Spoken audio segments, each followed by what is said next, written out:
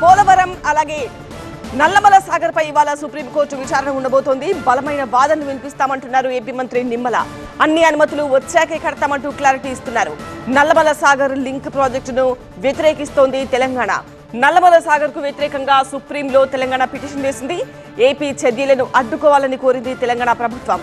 కేంద్రం అనుమతి లేకుండా ఏపీ ముందుకు వెళ్తోందని తెలంగాణ ఆరోపిస్తోంది. తెలంగాణ పిటిషన్ పైన ఇవాళ విచారణ జరపబోతోంది సుప్రీం. బనకచెర్లనే నల్లమల సాగర్ గా మార్చారంటున్నారు తెలంగాణ వాళ్ళు. అయితే బనకచెర్ల కాదు, ఇది కొత్త ప్రాజెక్ట్ అంటూ ఏపీ ప్రభుత్వం వాదిస్తోంది.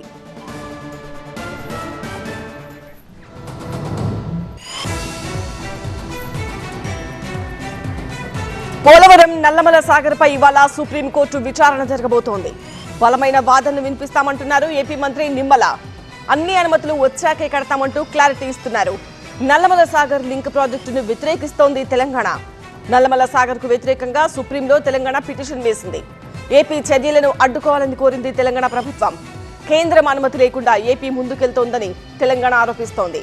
తెలంగాణ పిటిషన్ పైనే ఇవాళ విచారణ జరపబోతోంది సుప్రీం.